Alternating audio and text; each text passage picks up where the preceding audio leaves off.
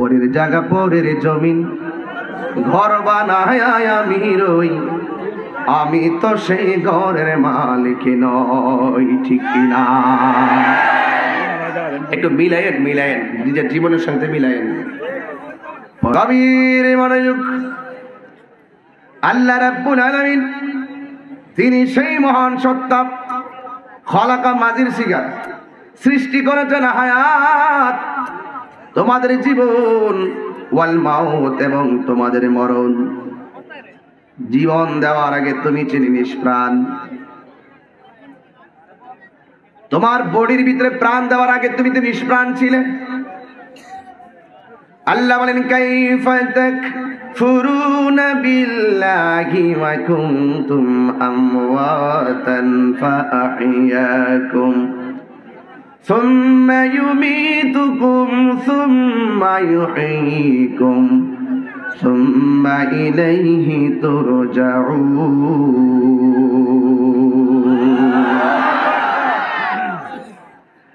আল্লাহ রাব্বুল আলামিন বলেন, তোমরা কিভাবে আমি আল্লাহকে অস্বীকার করছো?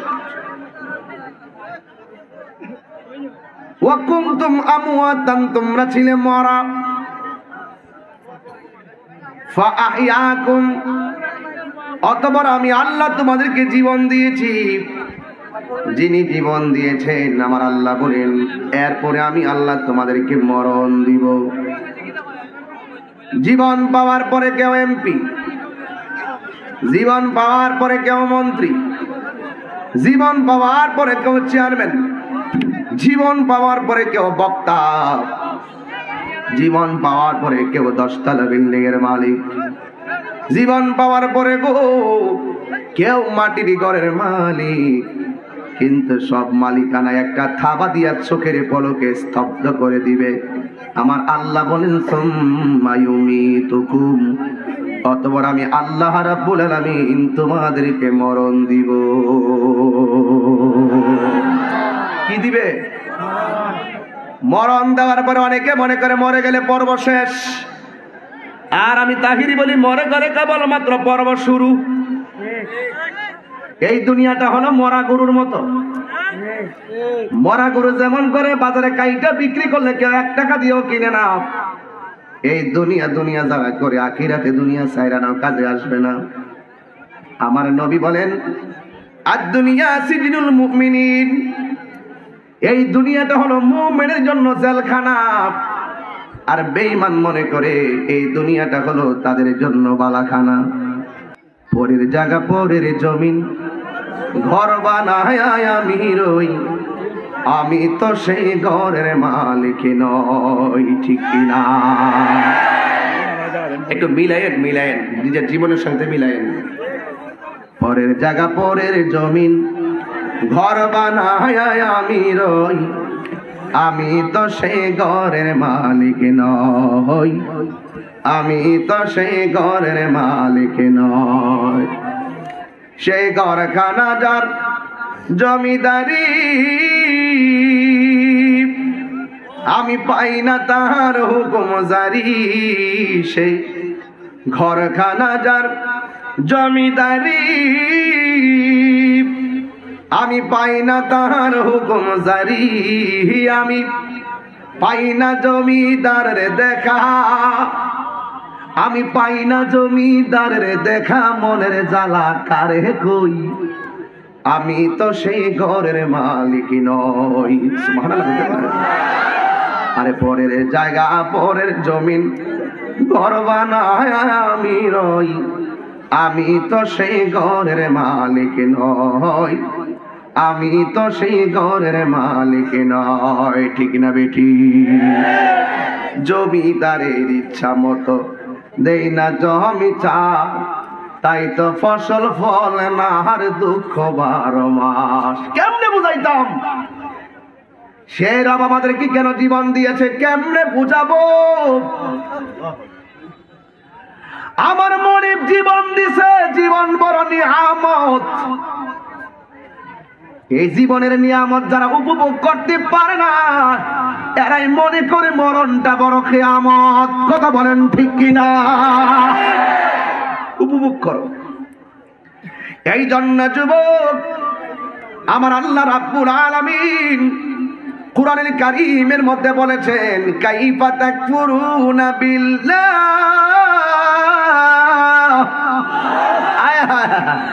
এই কোরআন কেমনে ঘরের কোনায় ফেলে রাখছে কোন তো দেখি। এই কোরআন কেমনে আজকের ওয়াজে কোরআন আনছো না কেন? একটা কোরআন নিয়ে আসবো ওয়াজে সবসময়। এটা সিস্টেমে যে আমি কোরআন শরীফ মোবাইল থেকে বের করেছি, এক এক ছাপা এক এক রকম, অনেক সময় উল্টা পাল্টা মনে হয়। শুনুন, এই কোরআন এমন কোরআন, যার সিনাই কোরআন থাকে তার সিনা আলোকিত। যেই ঘরে কোরআন আছে সেই ঘরটা আলোকিত। দুঃখজনক হলেও সত্য, এই অনেক ঘরে কোরআনের উপরে ময়লা পড়ে থাকে, কিন্তু ঘরের সুকেস থেকে মাসে মাসে পরিষ্কার করে, কিন্তু কোরআনের ময়লা কেউ পরিষ্কার করে না। করোনা আসবে না তো কি আসবে? ঠিক কিনা বলেন? আজকে এই বাংলাদেশে একটা বার তাকায় দেখেন আমরা কত সৌভাগ্যবান। ভিন দেশিদের যেই রকম করোনার প্রভাবে অবস্থা ভয়াবহ, আমার দেশকে আল্লাহ ভালো রাখার কারণ কি? কারণ হলো একটাই, এই দেশের ভিতরে আল্লাহর ওলিরা এসে 360 জন ওলি আল্লাহ এই দেশে আছেন। এবং পাশাপাশি আমার এই দেশের ভিতরে যে ওয়াজ মাহফিলের যে গতি অন্যান্য দেশ থেকে অনেক বেশি। পাশাপাশি যে দেখেন হাফিজিয়া মাদ্রাসা, প্রত্যেকটা এলাকায় এলাকায় হাফিজিয়া মাদ্রাসার কোরআনের প্রতিধ্বনি হচ্ছে। কথা বলেন ঠিক না বেটি? তাহলে এখন আমরা বেঁচে আছি, বাহাদুরি করার সুযোগ আছে। এখন আমরা আল্লাহকে সেজদা দিয়ে পড়ে থাকবো, আল্লাহ তোমার কারণে, ও আল্লাহ তুমি আমাদেরকে বাঁচিয়ে রেখেছো, আমরা সেজদায় পড়ে গেলাম, আর গুনাহ করব না, আর গুনাহ করব না। আমরা সেজদায় পড়ে যেতে হবে। তাবারাকাল্লাযী বিয়াদিহিল মুলক ওয়া হুয়া আলা কুল্লি শাইইন কাদির। আরে বাবা, এই সব কিছুর অধিপতি, জবানটা খুলে বলুন কে? আল্লাহ। আরো জোরে বলুন না কে? এই ছেলেরা কথা বলবো না, আমি ঘন্টা খানেকের বেশি কথা বলবো না, রাত্রে বেশি হয়েছে যে আমরা কষ্ট দিব না। তবে যা বলবো কাটায় কাটায় কথা বলবো। কেন আল্লাহ হায়াত এবং মৌত সৃষ্টি করেছেন? সবাই বলুন পরীক্ষার জন্য। সবাই কর না? তাহলে এক কথায় কি উত্তর দিতে পারবেন না? আল্লাহ কেন হায়াত মৌত সৃষ্টি করেছেন? পরীক্ষা। এই হায়াত মৌত যদি না থাকতো, বাপরি মরণ যদি না থাকতো, তাহলে আমরা যে খাইছ, বাপরে বাপ, ফেরাউন্নার যখন এত বছর হইছে, 100 বছর ভার হয়ে গেছে গা, ফেরাউন্নার সর্দি হইছে না, কাশ হইছে না, জ্বর হইছে না। এত বছর হায়াত পাওয়ার পরে ফেরাউন্না নমরুদ দেখো, আরে আমার তো ঠান্ডা হই লাগে না, আমার তো রোগ হইও না, কোমরে কোনো বেদনা নাই, তাইলে আমি আনা রব্বুকুমুল আলা, আমি তো বড় খোদা। নাউজুবিল্লাহ। আগামীকাল সকাল 10টার সময় করুন নাউজুবিল্লাহ, আরো বড় করে কেন নাউজুবিল্লাহ। আল্লাহ কাফি তুগয়ানিহিম ইয়ামাহুন, আমি তোদেরকে কিছু দিমু, দিয়া তোদের অবস্থাটা একটু বাড়াই দেবো, দেখি কতটুকু সীমা লঙ্ঘন করতে পারস। এই জন্য আল্লাহ জীবন দিয়েছেন। জীবন একটা নিয়ামত। জীবন একটা কি নিয়ামত? কথাই বলে জান সালামত বড় নিয়ামত। একটু পেটে ব্যথা যদি এখন আমার হয়, আমার মুখ দিয়ে ওয়াজ আসবে না। একটা ব্যথা যদি দে, আরে বেটা আমরা তো পরে নিমুখ খারাপ হয়ে গেছি। এই এলাকার মধ্যে বিভিন্ন ফ্যাক্টরি অথবা কোন ধরনের কোম্পানি থাকতে পারে, বিভিন্ন ছেলেদের বিভিন্ন কোম্পানি থাকতে পারে। এই কোম্পানির মধ্যে যেমন দেখো, ইটের ভাটাই বলি না, একটা যেটা আছে সেটাই বলি। যেখানে ইটের ভাটায় যখন কাজ করে 30 দিনের ভিতরে যদি 10 দিন না যায়, মালিক তার 10 দিনের বেতন রেখে দেয় না কেটে দেয়? কথা কোনা কেটে দেয় না, রাখতে তো দিব ওইদের সময় না, না কেটে দেয়, কেটে দেয়, রেখে দেয় না আদর করিয়া। এটা কি করে দেয়? কাইটা দেয়। 10 দিন না গেলে মালিক কাইটা দেয়। কি রে, হাজিরা নাই 10 দিন, 10 দিন হাজিরা নাই, 10 দিন হাজিরা নাই, এই জন্য বেতন কাইটা দিছে। আর আমার আল্লাহ 5 ওয়াক্ত নামাজ দিছি, যেটা হাজিরা, এই হাজিরা কেউ 10 দিন দেয় না, কেউ 1 মাস দেয় না, কেউ 1 বছর দেয় না, কেউ 5 বছর দেয় না। আল্লাহ ইচ্ছে করলে তোর গলার মধ্যে একটা মাছের কাঁটা লাগায়া খাওনের রেশন বন্ধ করে দিতে পারে। এরপর আল্লাহ তোরা খাওয়াইতেছে পাড়া, খাইছে মতো গরম গামলা বই রাখা। আল্লাহ ইচ্ছা করলে কাঁটা লাগায়া কি করতে পারে?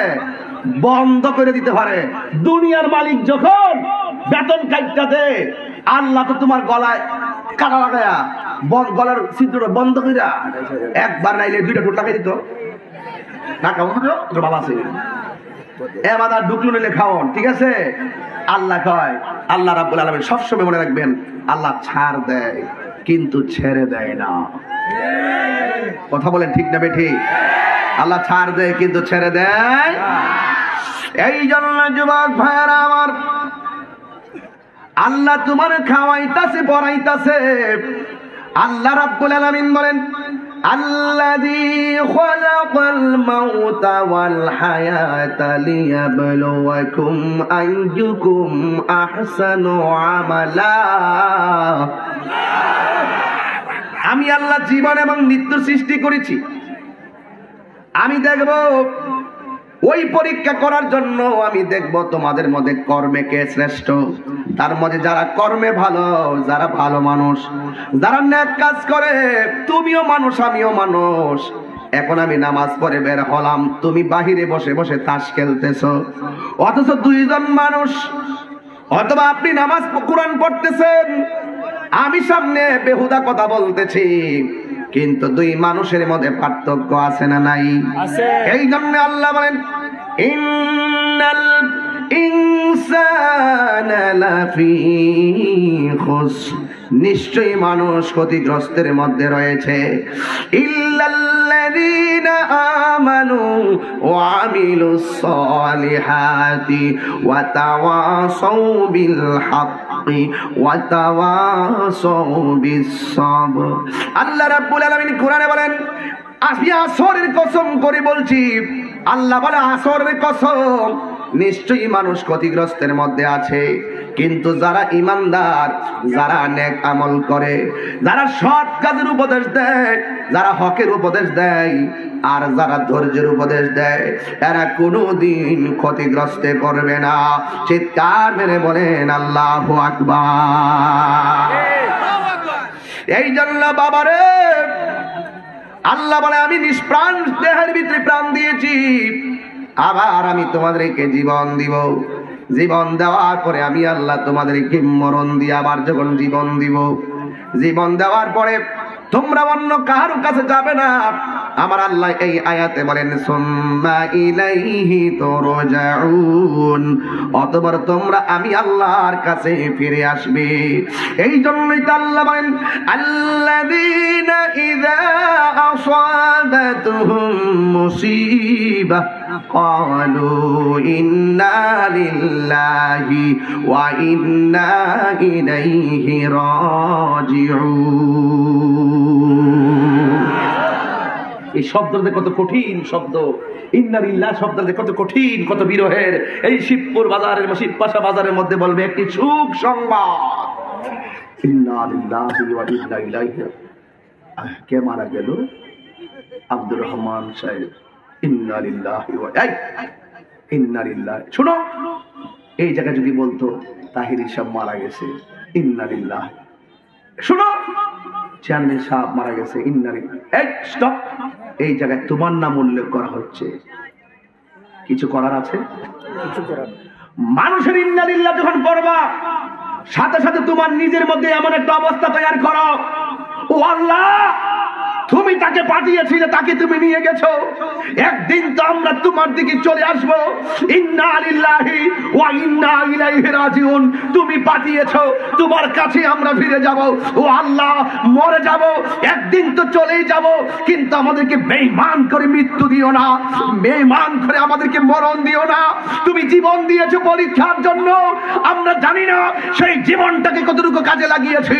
তুমি মরণ দিয়েছো পরীক্ষার জন্য, জানি না সেই মরণটা কেমন আরামের হবে। তবে আল্লাহ একটা কথা শুনুন, একটা কথা, মৃত্যুর কষ্টের যন্ত্রণা আমরা সহ্য করতে পারবো না। কথা বলেন ঠিক কিনা বলেন? সাউন্ড একটু সফট করো, হার্ড হয়ে গেছে। এই জন্য যুবক ভাইয়ার আমার, ও যুবক আমার, আল্লাহ বলে, কুল্লু নাফসিন যায়িকাতুল মাউত। সব প্রাণী মরণশীল, সবাইকে মরতে হবে। আমার আল্লাহ বলে, নিশ্চয়ই মানুষ ক্ষতিগ্রস্তের মধ্যে আছে। তুমিও ক্ষতিগ্রস্তের মধ্যে আছো, আমিও ক্ষতিগ্রস্তের মধ্যে আছি। কেউ এক বেলা নামাজ পড়লে 10 বেলা পড়ে না, জুমা পড়লে তারাবি পড়ে না, রোজা 5টা রাখলে 10টা রাখে না। সব সময় সারাদিন শুধু মোবাইল মোবাইল মোবাইল। এই মোবাইলের মধ্যে যুবকরা বেশি ঢুকে গেছো। একটাবার খেয়াল করে দেখো, আমি যদি বলি কোরআন কয় মিনিট পড়ছো, হুজুর পড়ি নাই। আমি যদি বলি মায়ের সঙ্গে কতবার ভালো ব্যবহার করছো, হুজুর মনে নাই। বন্ধুর সঙ্গে কয়টা ভালো কথা বলছো, হুজুর মনে নাই। তাইলে তুমি কোরআনও পড়লা না 2 মিনিট, মারও সময় দিলা না 5 মিনিট, বন্ধুরও সময় দিলা না 10 মিনিট, বাইকেও সময় দিলা না 20 মিনিট। কিন্তু আমি যদি যুবকদের এই হিস্ট্রিটা আমি তালাশ করি, ঠিকই ঘন্টার পর ঘন্টা এই মোবাইল নামক গজবের দিকে সময় দিয়েছে। কথা বলেন ঠিক কিনা? এই মোবাইল বলে মানুষের নৈতিক অবক্ষয় হয়েছে। মোবাইল যতটুকু উপকার করেছে তার চাইতে বেশি ক্ষতি করেছে। কিন্তু আমার আল্লাহ বলেন, আমি জীবনটা দিছি পরীক্ষার জন্য। এই জীবনটা নিয়ে যখন শুকরিয়া দান করা, আমি আল্লাহকে একবার আল্লাহ কইয়া ডাক দেস, আমি আল্লাহ রাব্বুল আলামিন অনেক খুশি হইয়া যায়। আমি আল্লাহ গাফফার নামের উসিলায় তোদের জীবনের গুনাহগুলো মাফ করে দে। এই জীবনটা সেই দামি জীবন। হুজুর জীবনটা কেমন দামি বুঝাইয়া দেন। ঠিক আছে, আমি তোমারে বুঝাইয়া দেই। শিব পাশায় নদী আছে না নাই? ওই আজমিরগঞ্জে নদীর পারে নৌকার মধ্যে বৈশা তুমি বাতাস খাইবা। হুজুর গরমের মধ্যে বাতাস ও ফাইন। হুজুর সড়ক দিয়া বাইক দিয়া টান দিলাম, কি সুন্দর বাতাস, চমৎকার। এই মুহূর্তে যদি তোমার শ্বাস প্রশ্বাসটা কষ্ট হয়, সোজা চলে যাওয়া আইসিইউর ভিতরে। একদিন থাকো, তোমার কৃত্রিম হাওয়া ভিতরে দিতেছে অক্সিজেন।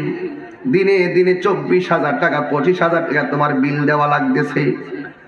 গরম লাগার পরে কারেন্টের ফ্যান লাগায় দাও, মাসে মাসে পল্লী বিদ্যুতের বিল গুনতেছো। একটা বার খেয়াল করো, আমার আল্লাহ তোমারে এইরকম ভাবে কত মাগনা রাস্তার হাওয়া অক্সিজেন তোমার ভিতরে ঢুকাইতেছে, বের করতেছি। আমার আল্লাহ একটা টাকা বিলও নেয় না। কথা বলেন ঠিক কিনা? এই জন্য আল্লাহ বলছেন, আল্লাযী খালাকাল মাউতা ওয়াল হায়াতা লিয়াবলুয়াকুম। আমি আল্লাহ তোদেরকে জীবন দিয়েছি, মৃত্যু দেব শুধুমাত্র পরীক্ষা করার জন্য। এই জন্য আমার আল্লাহ বলেন, হে বান্দারা, তোমরা আমি আল্লাহ পাকের ইবাদত করো। আমি আল্লাহর সঙ্গে কাউকে শরীক করিও না। আল্লাহ সব মাফ করে দিবেন, কিন্তু শিরকের গুনাহ মাফ করবে না। মা বাবার অবাধ্য সন্তানকে আমার আল্লাহ মাফ করবে না। বান্দার হক যারা নষ্ট করে তাদেরকে আমার আল্লাহ রক্ষা করবে না। এই জন্য যুবক, জীবনটা কি দামি না কম দামি? কথা কন না কেন? এই দামি জীবনে দামি কিছু কথা শুনেন। কারণ হলো একটাই, আমার আল্লাহ রাব্বুল আলামিনের ধরা কিন্তু নরম নয়। আমার আল্লাহ কোরআনের মধ্যে চমৎকার ভাবে বলেছেন, ইন্নাহু হুয়া ইউবদিউ ওয়া ইউঈদ।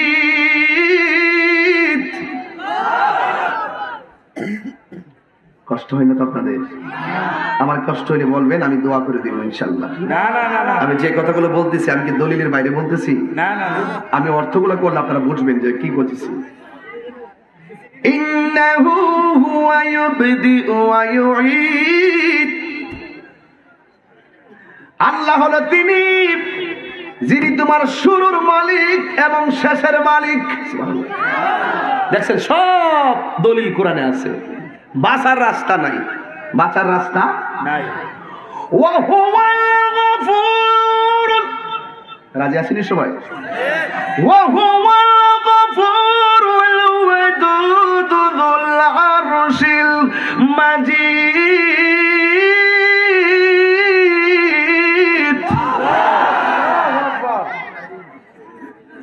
ফাআলুল লিমা ইউরিদ। হাল আতাকা হাদিসুল জুনুদি ফিরআউনা ওয়া সামুদ। ফেরাউন আর সামুদ, যার আদ এবং সামুদের যে অবস্থা হয়েছিল এই অবস্থায় কিন্তু হবে। কেন? ইন্না বাতশা রাব্বিকা লাশাদীদ। আল্লাহর ধরা অনেক শক্ত। এই জন্য আমার আল্লাহ ধরবে মৃত্যুর মাধ্যমে। তওবা নামক গাছটি আছে, পাতায় পাতায় লেখা আছে মানুষের হায়াত। সেই পাতা ঝরিয়া পড়লে মৌতের নিশানা, আজরাইলা শিলে কারো কফিয়াতে। আমি আস্তে আস্তে ওয়াজে ঢুকতেছি, একটু খেয়াল রাখেন। আমি জীবন মরণ দিয়ে শুরু করছি। হায়াত এবং মৌত কেন বানাইছে? পরীক্ষার জন্য। জুড়ে কর ঠিক কিনা? তোবা নামক গাছটি আছে, পাতায় পাতায় লেখা আছে মানুষের হায়াত। সেই পাতা ঝরিয়া পড়লে মৌতের নিশানা, আজরাইলা শিলে কারো কফিয়াতে চলবে না রে মানুষ, কফিয়াতে চলবে না। দিল নরম করো, বাবার কথা খেয়াল করো, মার কথা খেয়াল করো।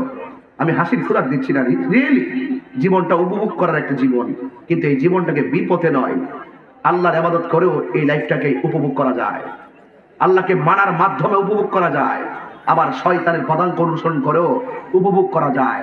আল্লাহকে মেনে উপভোগ করাটা হলো আপনার জান্নাত হবে শান্তির নিকেতন, আর শয়তানের পদাঙ্ক অনুসরণ করলে হবে জাহান্নামের সর্বনিম্ন স্থল। কথা বলেন ঠিক না বেঠিক?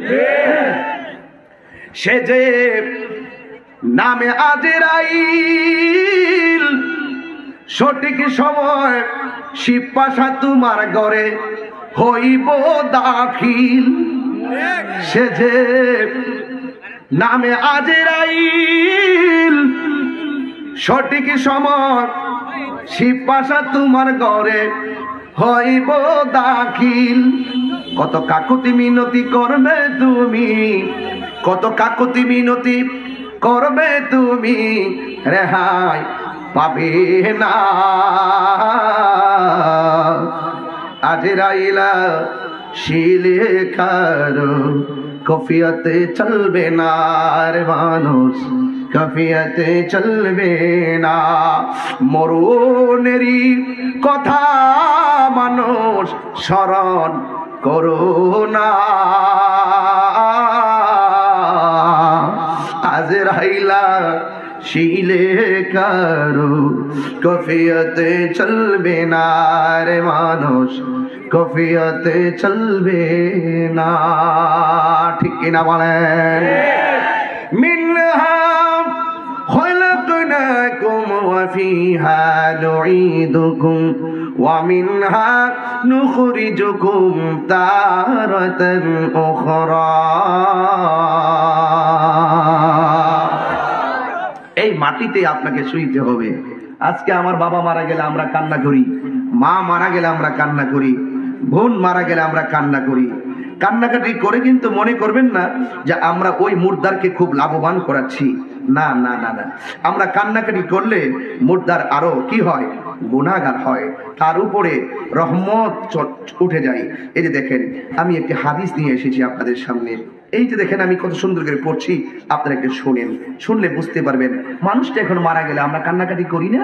দেখেন, এই যে দেখেন, আলী ইবনুল মুনকাদির قال سمعت جابر بن عبد الله رضي الله تعالى عنهما قال جيء بأبي يوم أحد قد مثل به।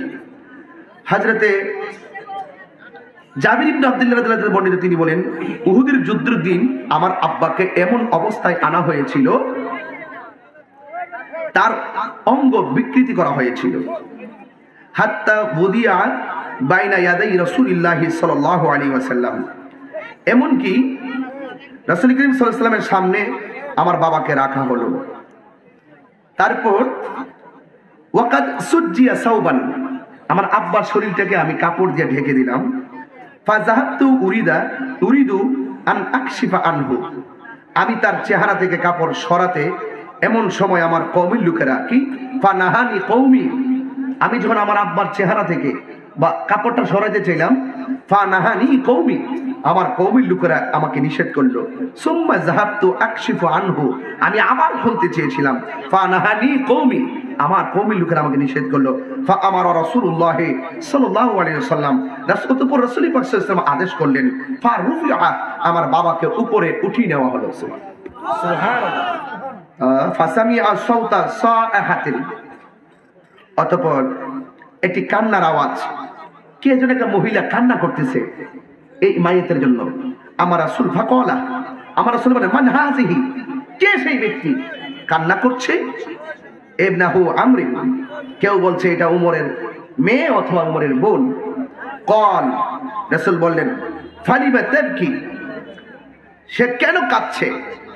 আও লা তাবকি, যদি সে না কাঁদতো ফামা জালাতিল মালাইকাতু তুযিল্লুহু, তা ওই সময় ফেরেশতারা তার উপরে ছায়া দিয়েছিল, ঠিক আছে, এবং তাকে উঠিয়ে নেওয়ার আগ পর্যন্ত তাকে ছায়া দিত। কান্না করার কারণে ফেরেশতারা তাকে বাতাস করাটা বন্ধ করে দিয়েছে। তুমি যাকে দেখছো মারা গেছে, সেই লোকটা যদি ইমানদার হয় তাকে ফেরেশতারা ছায়া দেয়, তারা ফেরেশতারা বাতাস করে। আজরাইল এসে ইমানদারের মাথার চুলের মধ্যে, আমি তো চুল খুললাম আর তোরা টিকটক বানাইলি, আমি খুললাম না, আমি দেখাচ্ছি, এই পাগড়িটা খুলে এইভাবে ইমানদারের মাথার চুলের মধ্যে আজরাইলে আশ্রয় দিবে, তখন ইমানদারের চোখের মধ্যে একটা ভাব আসবে। যুবক ভাইয়েরা, আমি বলেছি জীবন অনেক উপভোগ করার জিনিস, কিন্তু এই উপভোগটা যেন আল্লাহ এবং রাসূলের সন্তুষ্টির জন্য হয়ে যায়। বন্ধুরে আমার, ও শিব মাসের বন্ধুরা, 10-15 মিনিট সময় দেন। আমি বলছিলাম মরণটাও পরীক্ষার জন্য। হুজুর মরণটা কেমন? আমি এই মুহূর্তে আমি দেখাইতে পারবো মরণটা কেমন। আমি যদি একটা যুবককে এখন ডাক দেয়, যুবক তুমি দাঁড়াও, তুমি একটু দাঁড়াও, দাঁড়াও দাঁড়াও দাঁড়াও, অসুবিধা নেই, তুমি একটু দাঁড়াও, মরণটা কেমন কষ্ট তুমি দেখবা নি এখন? দেখবা? তাইলে নাকটার মুখটারে 5 মিনিট বন্ধ রাখো,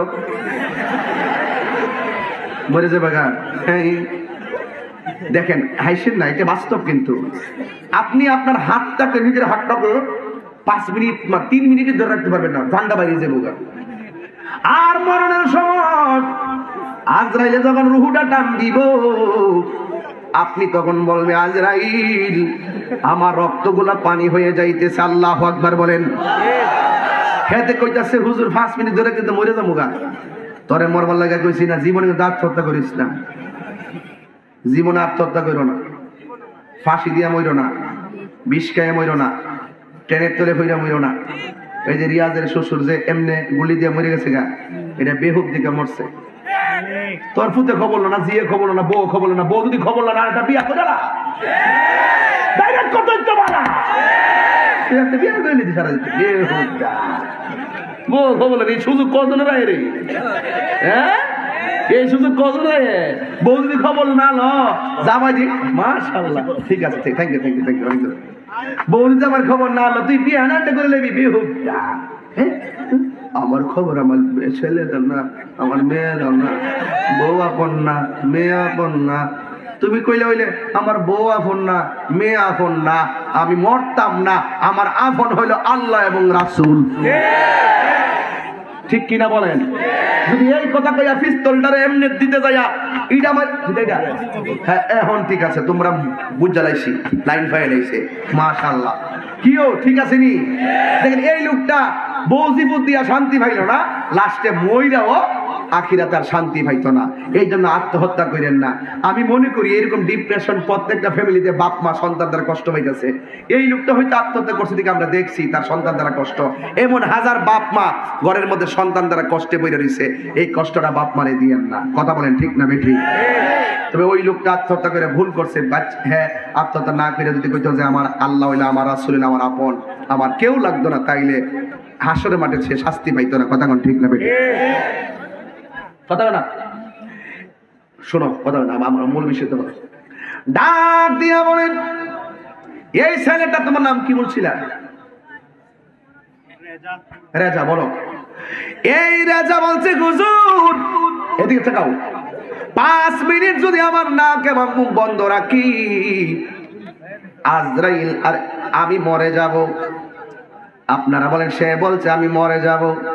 জবানটা খুলে বলুন হায়াতের মালিক কে? আর আজরাইল যখন তোমার কাছে আসবে গো, আজরাইল তোমার ঘরের মধ্যে আইসা রুহুটা টান দিব, তখন তোমার নাক খোলা থাকবে, তোমার ধরা লাগবে না, অটোমেটিক নাক বন্ধ হয়ে যাবে। মুখ খোলা থাকবে, এই মুখ তোমার বন্ধ করা লাগবে না, মুখ বন্ধ হয়ে যাবে। এখন মরণের ডরে হাত বান্ধ না, পাও বান্ধ না, মুখ বান্ধ না, আর ওই সময় তোমাকে আজরাইল তোমার রূহটা নিয়ে যাবে। কিন্তু যুবক, আমার নবী, আপনার নবী বলেছেন, আজরাইলে যখন রূহটা টান দিয়ে নিতে আসে, তখন ওই লোকটার রক্তগুলো পানি পানি হয়ে যায়। হাতের মধ্যে যে রক্তগুলো দেখতেছো, এই রক্তগুলো টাস টাস করে ছিঁড়ে যাবে, আর তোমার হাড্ডির জোড়াগুলা টাস টাস করে খুলে যাবে।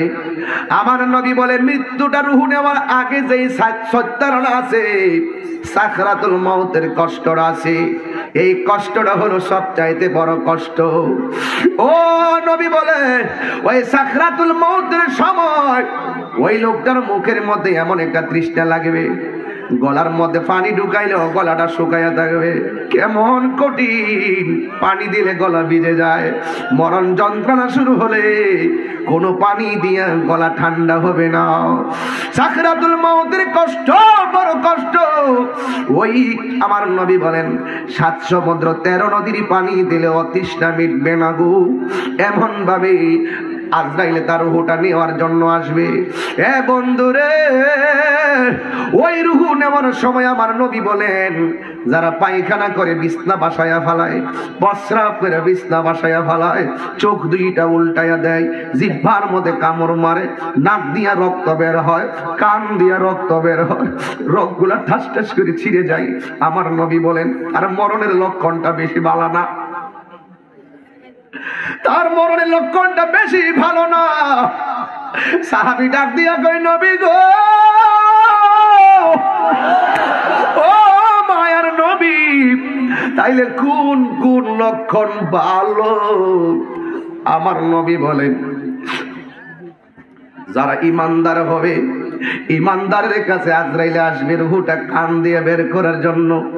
কান ডাক দিয়া বলবে, আজরাইল আমার রূহটার কান দিয়া বাইরে করো না, কারণ এই কান দিয়া আমার আল্লাহর কোরআন তেলাওয়াত শুনেছি।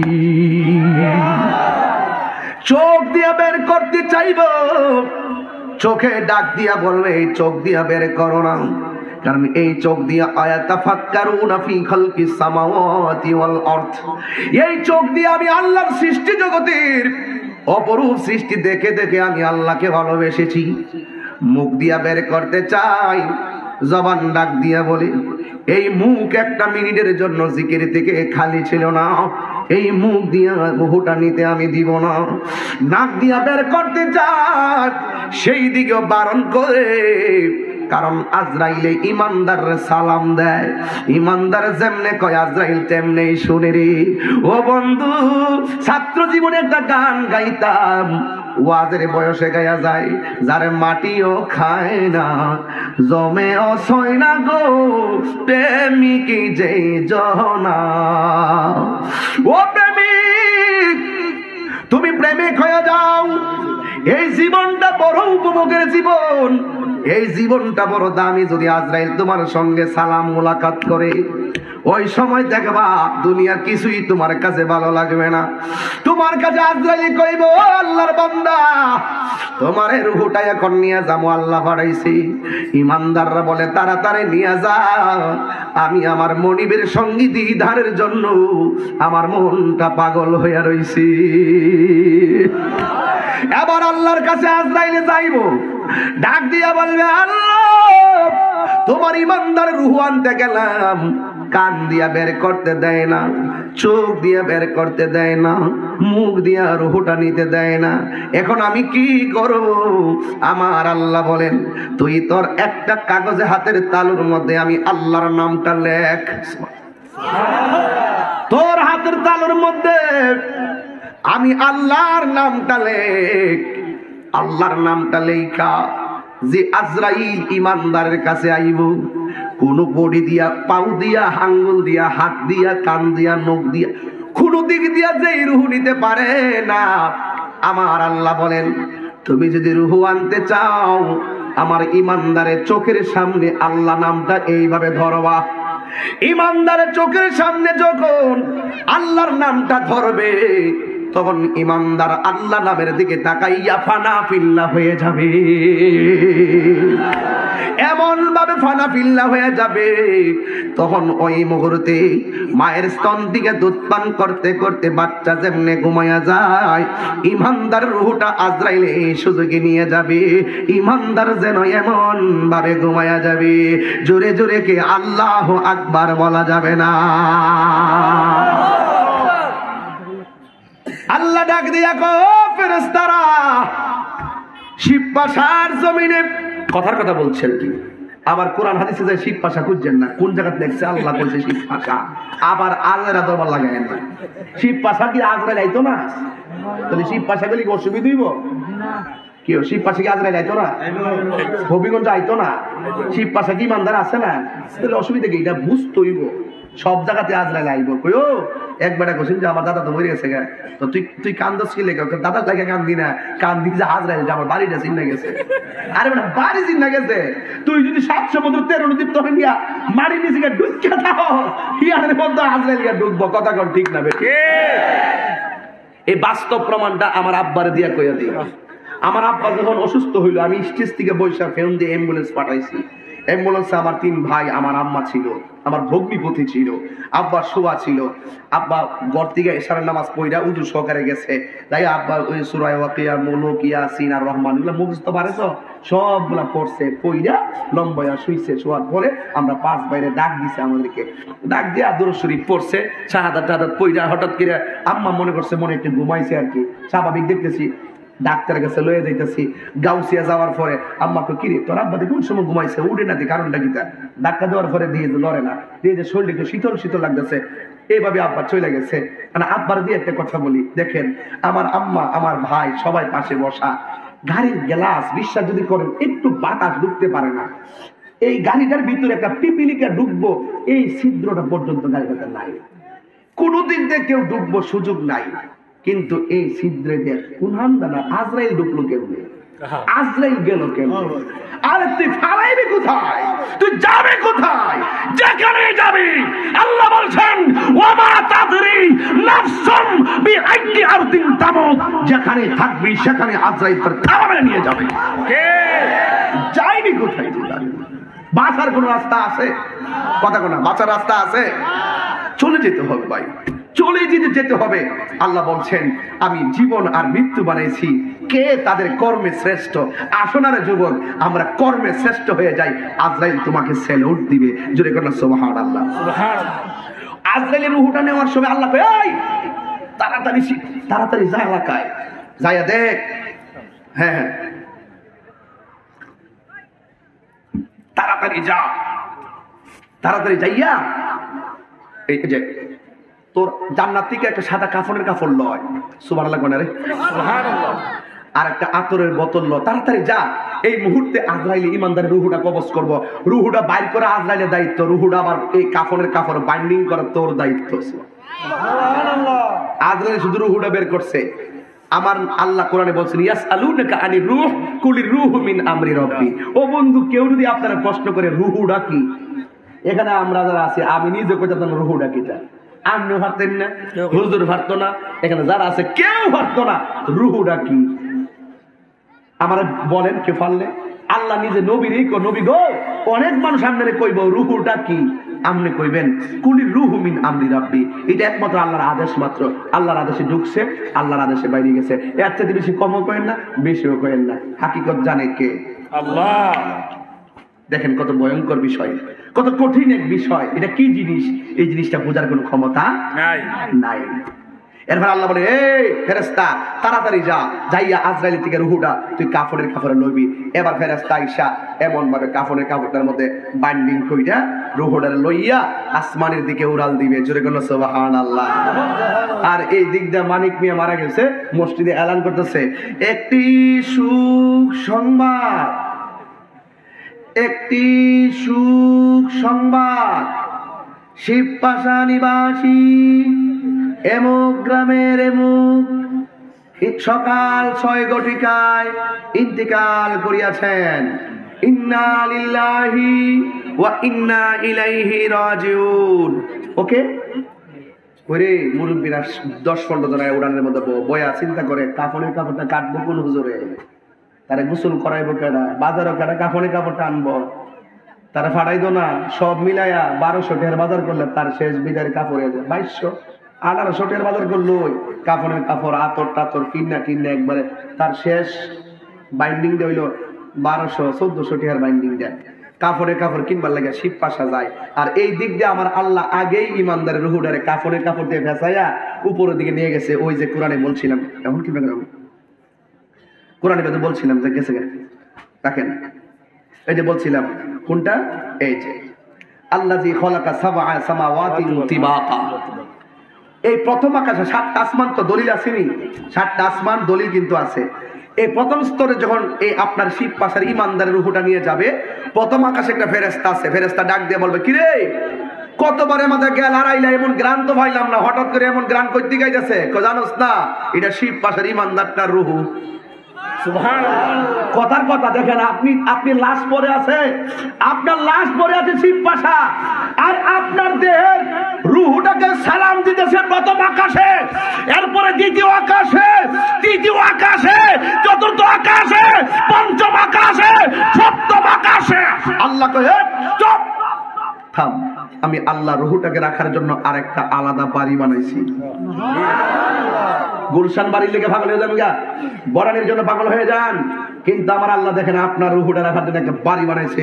এখন বলবেন হুজুর সেই বাড়িটার নাম কি জান্নাত? আমি বলবো না, ওই বাড়ির নাম হলো ইল্লিন। সুবহানাল্লাহ। আর এই দিক দিয়ে মানিক মিয়ার বডিটারে বাইন্ডিং করার জন্য বড়ই পাতার গরম জল, এই বেটা এই যে গায়ের মধ্যে সাদা কাপড় লাগাইছি, এই দুনিয়াতে সাদা কাপড়, লাল কাপড়, নীল কাপড়, হলুদ কাপড়, কত জাতের কাপড়, সবুজ কাপড় আছে। কোন রঙিন কাপড় দিয়া তোমার শেষ জীবনের বাইন্ডিং দেওয়া হইল না, সাদা কাপড়ের কাপড় দেওয়া হইল কেন? রংটা সাদা হইল কেন? উত্তর দিয়ে 12 দিন সময় দিয়ে গেলাম। আয়ো কথা বল আমার সাথে। আমি গভীরে ঢুকি না, এখন শরীয়তের ওয়াজ করি। ওই গভীরে ঢোকার পরে সই হাদিস আসেনি, কোন কিতাব আছে, পাগল হয়ে যাবে সব। বেসিক উত্তর দাও আমার কাছে। লাল, নীল, সবুজ, হলুদ কত কাপড় আছে, কোন কাপড় দিয়ে তোমাকে কাপড়ের কাপড়টা পরাইলো না, সাদা কাপড়টা দিয়ে পরাইলো কেন? উত্তর দাও। আম পাতা, লেবু পাতা, কত পাতা আছে, কোন পাতার গরম জলটা তোমাকে করলো না, বড়ি পাতার জল দিয়া কেন তোমার গরম পানিটা করলো? আমার জবাব দাও। ওয়াজ তো তোমরা করো, আমরাও করি। তোমরা মরবে, আমরা তো মরবো। তোমাদের যেই ঘর আমার সেই ঘর হবে। আমাকে জবাব দাও, কেন বড়ই পাতার গরম জল দিয়ে আমাকে গোসলটা দেওয়া হবে? কি আম পাতা কি দোষ করছে, জাম পাতা কি দোষ করছে? দাও, আমাকে খবর দাও। পারবে না দিতে, 22 দিন দিয়ে গেলাম, পারবে না। সাবধান, বুঝার জন্য চেষ্টা করবেন, হাকিকতে ডুব দিবেন, দেখবেন সব পরিষ্কার হয়ে যাবে। এই জন্য বলছে তুমি আগে নিজেকে চিনো, নিজেকে চিনলে তুমি আমার আল্লাহকে চিনবে। জোরে বলো সুবহানাল্লাহ। এই ছেলে তুই সামনে হাঁটতেছিস কেন? তোর তো আবার ওয়াজ করতে দিবি না আজকে, আমি যা বুঝতেছি। পোলা পান্ডে অস্থির হয়ে গেছে, বিষয় দিচ্ছেন। আমি কিন্তু দলিল ছাড়া কথা বলতেছি না বাবা, আমার আপনারা মন্দ করেন না। আমার মনে চাই বুকটা ফাটাই আমি কথা বলতাম। আরে আর কোন সময় আসবো, এমনও তো হতে পারে শিব পাশের এই মাহফিল আমার জন্য শেষ মাহফিল হতে পারে। মুরব্বী আপনি ভয় পায়েন না যে দাড়ি পেকে গেছে, আপনি ভয় পায়েন না। আপনি লড়তে পারেন আগের মতো, আপনি ভয় পায়েন না। আপনার আগে আপনার নাতি চলে যেতে পারে, আপনার আগে আপনার ছেলে চলে যেতে পারে, আপনি আমার আগে চলে যেতে পারেন। হায়াতের মালিক কে? আল্লাহ। এবার আল্লাহ একটা বাড়ি বানাবে, ওই বাড়ির নাম হলো ইল্লিন। আর এই দিক দিয়ে শিব পাশা মানিক মিয়ার দেহটারে কাফনের কাপড় বডির মধ্যে বাঁধে কয়টা? কথা বলে পুরুষের জন্য কাপড় কয়টা? 3টা। আর মহিলার জন্য? পুরুষ হোক আর মহিলা হোক মাথার মধ্যে একটা বাঁধ দেয়নি, পায়ের মধ্যে দেয়নি, বুকের মধ্যে দেয়নি। ওই সময় রুহুটা কি গো জানেননি? রুহুটা ডাক দিয়ে বলে আম্মা, জীবনে তো আমার বুকের মধ্যে এমন ভাবে বান দিয়া হাড্ডি গোলারে কেউ ভাঙ্গে নাই। তুমি যে আমার বুকের মধ্যে বান দিছ, আমার বুকের হাড্ডি গুলা ভাঙ্গা যেন তস নস হয়ে যাচ্ছে। জীবনে কোনদিন আমার মুখের মধ্যে কাপড় দিয়ে কেউ চাপটা ধরে নাই। তুমি যে আমার মাথার মধ্যে বাইন্ডিংটা করছো, একটু কি মায়া লাগে না? এমন ভাবে তুমি কান্নাকাটি করবা কেউ তোমার কান্নার আওয়াজ শুনবে না। তোমার উপরে যখন গরম পানিটা ঢাইলা দিব তখন বলবা মাগো জীবনে কত পানি গায়ের মধ্যে ডাললাম, এত গরম পানি কেমনে সহ্য করব। ঘরের মানুষটিকে মনে করতেছে পানিটা বেশি গরম না, কিন্তু রুহুটার কষ্ট কিন্তু কেউ আওয়াজটা শুনে না।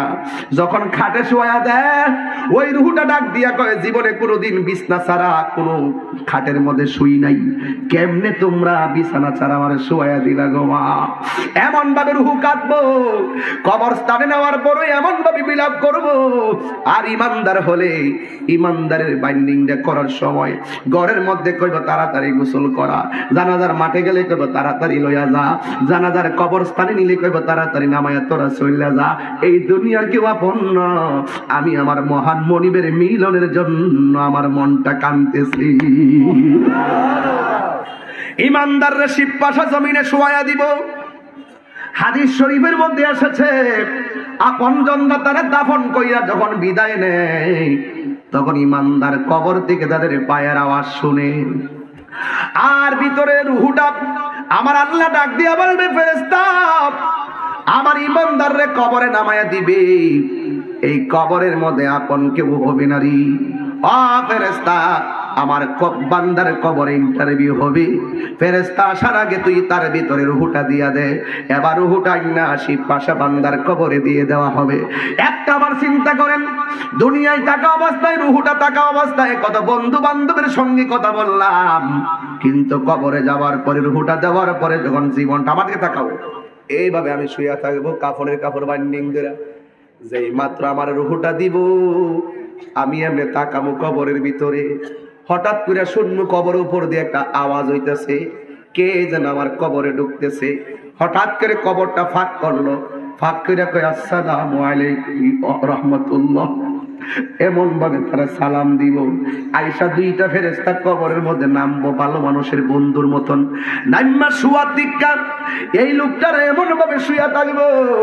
এবার ইমানদার এইভাবে শুয়াই থেকে এমনি বসাইবো, বসাইয়া মুখের কাপড়টা সরাইয়া ওই মুনকার নকির তিনটা প্রশ্ন করবো। ইমানদার হাসতে হাসতে তিনটা প্রশ্নের উত্তর দিয়া দিবে। তখন ফেরেশতার একটা রাস্তা দেখাইবো, ওই দিকে তোমরা তাকাও। ইমানদার ওই দিকে তাকায়া দেখবে জাহান্নামের আগুন দাউ দাউ করে জ্বলতেছে, জাহান্নামের আগুন দাউ দাউ করে জ্বলতেছে। ইমানদার বিচলিত হয়ে যাবে, কেন এত আগুন কেন দেখা যায়? তখন মুনকার নাকির বলবে তুমি যদি আজকে তিনটা প্রশ্নের উত্তর দিতে না পারতা ওই জাহান্নামের আগুন হয়তো তোমার ঠিকানা। আজকে তুমি উত্তর দিয়েছো, দেখো আমার আল্লাহ কি করে। আল্লাহ ডাক দিয়া কয় ফেরেশতারা তাড়াতাড়ি আমার বন্ধুর কবরে যা। কেমনে সাদা একটা কাফন দিয়া পানি মাটির মধ্যে পইরা থাকবে। আর যা যা জান্নাত থেকে গালিচা লইয়া যা, আমার প্রেমিকের নিচে নিয়ে গালিচা গুলা বিছাইয়া দে। আমার প্রেমিক যেন আরামে এখানে কিয়ামত পর্যন্ত ঘুমাইয়া যেতে পারি। এই জন্য ইমানদার ওই বিছানার মধ্যে এইভাবে শুইয়া থাকবে। আপনি 1.5 কোটি টাকা দিয়ে একটা খাট আনলে কি শোয়ার পরে ঘুমাইসা করবো? কথা কন না কেন? গইরে গইরে ঘুমাইবো, একটু গইরে এবার ডাইন কাতে বা বাম কাতে বা উহু দিবা জিতই বা। ইমানদার এইভাবে বিছানার মধ্যে শুইব। যেই মাত্র শুইব ইমানদার তখন এইভাবে ডান কাত হইব। আরাম কি ও জান্নাতের বিছানা? ইমানদার এমনি ঘুরবো, গুইরা দেখবে কান্নুরের আলু এমন ভাবে লাইট দিতেছে। ইমানদার জিগাইব তুমি কে? আমার কবরের ভিতরে আলো দিতেছ। ডাক দিয়া বলে আমারে তুমি চিনো না, আমি হইলাম তোমার দুনিয়ার নেক আমল। আরো বড় করে কোন সুবহানাল্লাহ কোন। ইমানদার আবার বাম কাত হবে। বাম কাত হওয়ার পরে গো ইমানদার দেখবে আর একটা নূরের আলো এমন ভাবে তারে আলো দিতেছে। তখন বলবে তুমি কে? ওই আলোটার বিচিত্র উত্তর দিবে কি জানেননি? ওই আলো ডাক দিয়া বলবে আমি দুনিয়ার চাঁদের আলো না, আমি সূর্যের আলো নয়, আমাকে আমার আল্লাহ আলো বানাইয়া পাঠাইছে, এটা তোমার কর্মের প্রতিদান।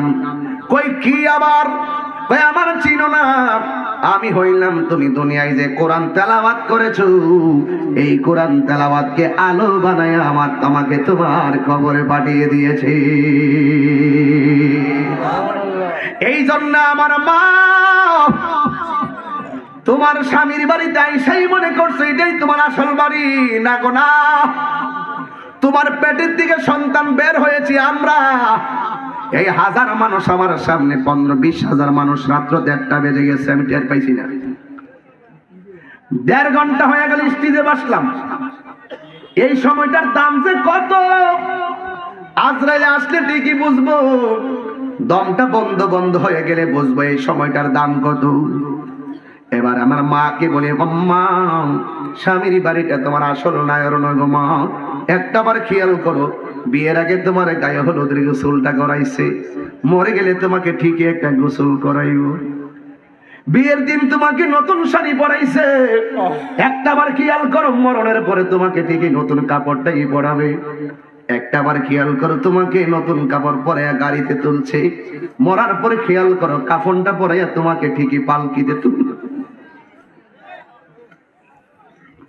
মসজিদের ওই পালকি খানা আসবে সবার কাছে সবার জানা, বড়ই পাতার গরম জলে, বড়ই পাতার গরম জলে শেষ গোসল দিবে সবজনা, গোসল শেষে সাদা কাফনে চির বিদায় দিবে সবজনা। ঠিক নি?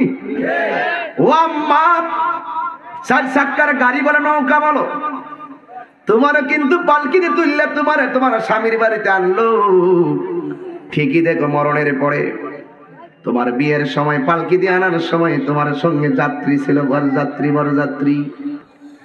তোমার বরের যাত্রী ছিল। তুমিও তাকাইয়া দেখো, তোমাকে ওই মরণের খাটের মধ্যে তুললে তোমাকে জানাজার মাঠের যাত্রীগুলো তোমার একটা বাড়িতে নিয়ে যাবে, যেমন ভাবে তোমার অপরিচিত তোমার স্বামীর বাড়িতে নিয়ে আসলো। কিন্তু পার্থক্য হলো একটাই, তোমার স্বামীর বাড়ি থেকে আরেক বাড়ি যেতে হবে, কিন্তু মরে যাওয়ার পরে যেই বাড়িতে তোমাকে যাত্রীগুলো নিয়ে যাবে সেই ঘর থেকে আর কখনো ফিরে আসবে না গো মা। বর বাড়িতে যাওয়ার পরে যেমন তোমার ছোট্ট একটা রুমের মধ্যে ঢুকাইয়া দে বাসর ঘর, ঠিক একবার খেয়াল করে দেখো মরণের ঘাটের ওই জানাজার মানুষগুলো তোমার ছোট্ট একটা ঘরে ঢুকাইয়া দিছে। এই ঘরটা বড় দুঃখের, এই ঘরটা বড় সুখের। আমার নবী বলে, বেনামাজি হইয়া কবর গেলে 3টা শাস্তি বড় ভয়ঙ্কর। 1 নম্বর শাস্তি হলো কবরটা সংকীর্ণ হয়ে যাবে। এ যুবক, তোর পায়ে দেয়, তোর পাগল আছেন আমার কাছে, তোর পায়ে ধরে কইয়া যায় একটা কথা, তোর নামাজ পড়তে নিষেধ করছে কে? তুমি জানো নামাজ কি জিনিস? এই মেরাজের মাস থেকে নিয়ত করো 5 ওয়াক্ত নামাজ পড়বা। আমার নবী বলে, বেনামাজি হইয়া কবরে গেলে গো, ওই কবরটার মধ্যে 3টা শাস্তি। 1 নম্বর কবরটারে আমার আল্লাহ সংকীর্ণ করে দিবে। এই আমার দিকে তাকায় দেখেন টিস্যুটা কত দৈর্ঘ্য প্রস্থ সমান। আমি হাতের মধ্যে নিলাম, একটু চাপা দেওয়ার পরে টিস্যুটা বলে গেছে, ছোট হইয়া গেছে। বেনামাজি হইয়া কবরে গেলে গো, ওই কবরের মাটিটা কেমন সংকীর্ণ হবে শূন্য যান। ডান পাশের মাটিগুলো তোমারে এমন একটা চাপা মারবো, বাম পাশের মাটিগুলো তোমারে এমন জোরে চাপা মারবো। আমার নবী বলে, ডান পাশের হাড্ডিগুলো বাম পাশের হাড্ডির ভিতরে ঢুকে যাবে।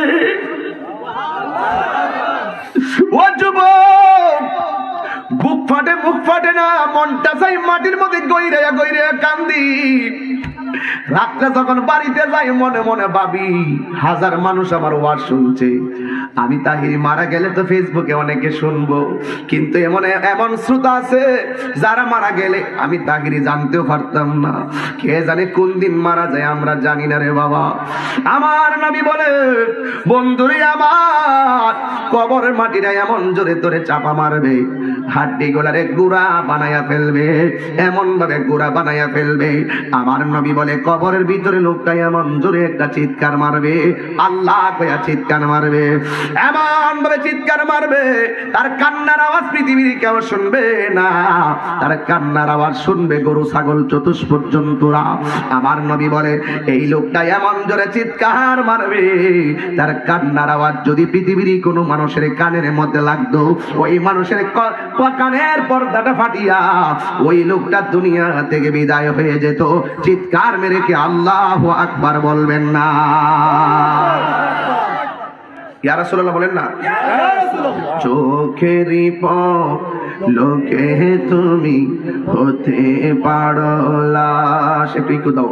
চোখেরই পলকে তুমি হতে পারো লাশ, চিরতরে বন্ধ হবে তোমারি নিঃশ্বাস। হবে এলান তাহির নাম মসজিদেরি মাইকে, হবে এলান তোমারি নাম মসজিদেরি মাইকে। বাড়িওয়ালা নাই রে বাড়ি নাই রে দুনিয়া। দুইটা হাত তুলবেন না আমার সাথে, বলেন না, বাড়িওয়ালা নাই রে বাড়ি নাই রে দুনিয়াতে, বাড়িওয়ালা নাই রে বাড়ি নাই রে দুনিয়াতে। তোমার ভয়ে থাকে তো মানুষ ছিল বাহাদুরি, বাবনে হাওয়ায় উড়াও তুমি যে রঙ্গিনী গুড়ি। ও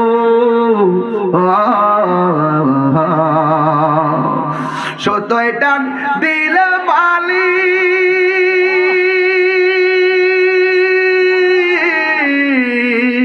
ও